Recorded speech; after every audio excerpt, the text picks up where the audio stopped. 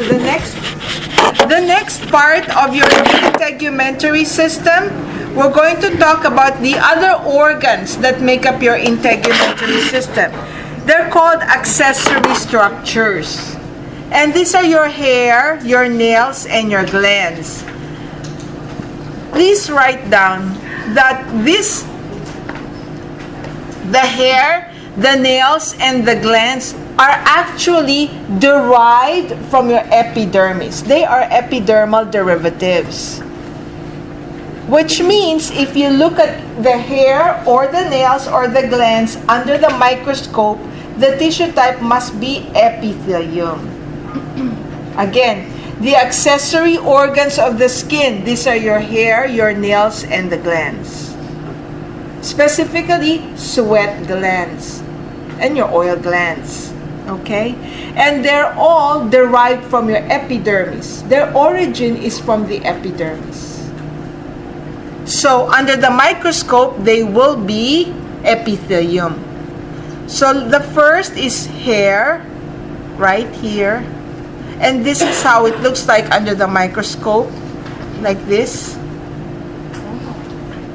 Okay? But I want to go back to this. I want to go to this slide. You see? Look at. The hair is nothing but epidermis. So, it dips down inside. There are two parts to the hair. The part of the hair that you don't see is called the root. And the part that we see, all of that, is called shaft. So this is shaft. I see here my hair. Shaft. Right? The one I don't see, root. That's the root. So how is hair formed? It's the same thing with your epidermis, right? So this part here, the root, is closest to the follicle or the dermis right here. So that's the one. Because it has a rich blood supply, just keeps on dividing, and so it pushes the hair until it falls off. Does it make sense? It keeps, the farther it gets from the blood supply, the higher chance for it to be dead. I was going to use the word deader, but it's dead, right? So then it pushes. They all have an expiration date, like here, hair here is about 4 to 5 years, then it falls off. Then this one about 3 months, and same with your eyelashes. They just constantly fall off. What do you think? People with hyperthyroidism, anything that increases the rate of cell division must increase hair loss. Does it make sense? Right? Because if you have high metabolism, which is one of the problems with hyperthyroid, they have high metabolism, that means cell division is high. So that's why that's one of the signs, hair loss. Hair loss is also a common symptom of chemotherapy, cancer patients and chemotherapy, because if you think about the definition of cancer is accelerated growth of abnormal cells, right? That is cancer. So when they give you chemotherapy drugs, most of the chemotherapy drugs, they target that cell division. They kill, what do you think? Chemotherapy must kill or must prevent the activity of what organelle in cells? Centrioles. Very good. The centrioles. Right? So if this doesn't divide anymore, right? The root right here is dead in chemotherapy. Look. So this one will be even deader. Right? So it falls off, and then because this is dead, chemotherapy, you don't grow, you become bald. So when you stop the chemotherapy, there's a chance for it to recover again. But as long as you're taking the chemotherapy, you target centrioles. They don't divide. Okay? Okay. And under the microscope, we'll talk about that later. But I want you to know these types of hair, lanugo, then vellus hair, and terminal hair. So lanugo is the downy hair that the baby is born with. Right? When the baby is born, there's that downy hair. That's called lanugo.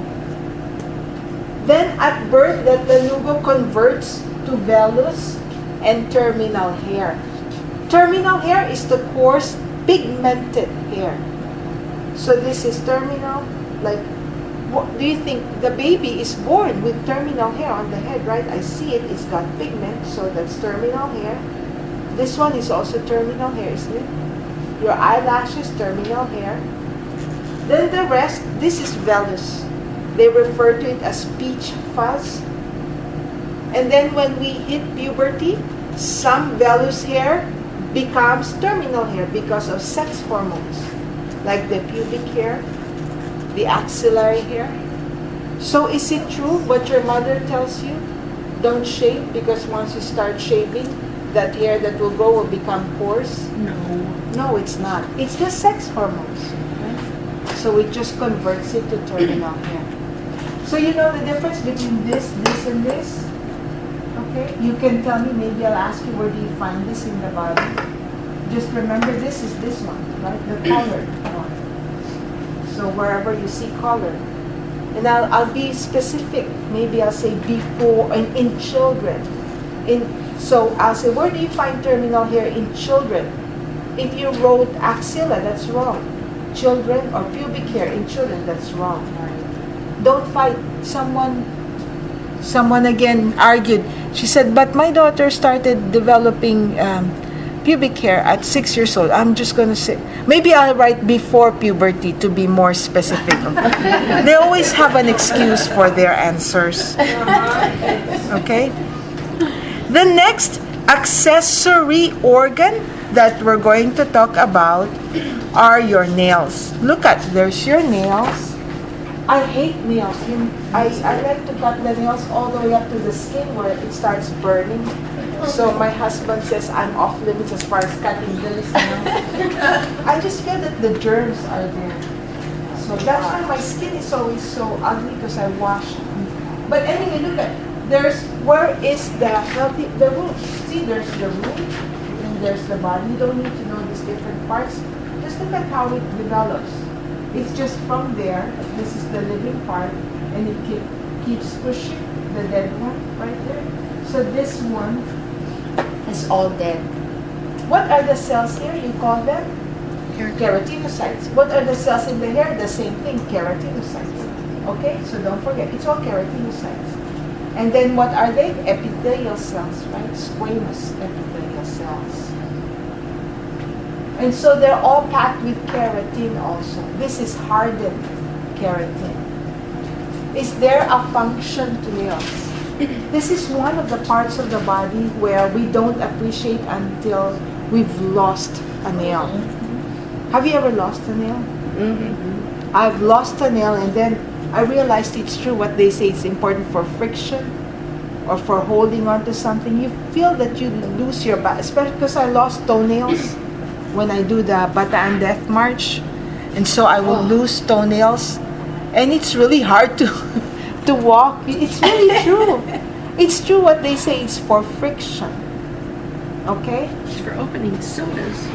But other than that, I don't know. For opening... I'm picking stuff up off the floor. For opening soda? Did you say that? Yes. Okay. The next organ of the skin are your glands.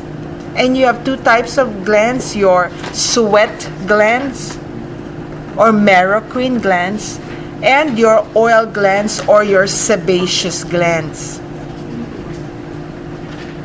In general, if they are next to hair, it is a sebaceous gland or oil gland. So, the oil glands or sebaceous glands, they make oil. You also call oil sebum right there. S-E-B-U-M, sebum. Is there a function, or what is the purpose of sebum? Huh? Very good. It prevents dehydration. It creates an oil plug, right? What else? Very good. That's right. It's acidic in pH, right? So it keeps out bacteria. That's also oil, so it's your natural hair conditioner, isn't it? Okay? Then the next type of gland is your sweat glands. So in the lab exam or in the test, I'm going to have a slide of the skin. So I'll say identify this organ. You're going to write skin. And maybe I'll say identify the structure under the pointer. What you're going to see is this sweat, this gland that is in connective tissue. So you will see epithelium in connective tissue. So obviously the answer is a sweat gland. If you see epithelium up here, that is the epidermis. But you will see the epithelium in connective tissue right here. That's a gland. And if it's not close to hair, it is a sweat gland. The product is sweat. The function is for thermoregulation. Look at the difference between a sweat gland and a sebaceous gland. You see the difference? Sebaceous glands make oil. This sebaceous secretion is referred to as you remember holoquine secretion, where the whole cell becomes the secretion. It even looks like oil, doesn't it? Right? And the whole cell becomes the secretion. So between this one and this one, which one do you think will have a higher rate of cell division? Will it be this one or this one? This one. This one. No, this one. Cell division. Remember, with oil glands, the cell becomes the secretion. So they're the ones that become the secretion. So they have to keep making new oil glands. Does it make sense? Okay? Higher cell division. So you know the function, the difference between sebum and oil. Okay? So here we go. If you injure your skin, there are two things that can happen. It can be either there's blood or there's no blood. If there is no blood, it must not have reached your dermis. Like if you have like blister only where there's fluid, where do you think blisters will accumulate? It must be right here, between the epidermis and the dermis only. It must not have penetrated my dermis because this is where blood is. Blood vessels are. So if there's bleeding, you know that the cut is deep. So when you get injured, what takes over? You form a scar tissue, which is your connective tissue. That's it, right? Okay. And just lastly, just reminder, always check your skin. It's always best to just look at your skin. My father-in-law was diagnosed with melanoma. Not even 2 years later, he died. It was just a small black spot in the back where he can see, right? And so, very tiny. And they did a biopsy, it's melanoma. It just is very aggressive. Okay? So, what's the take home?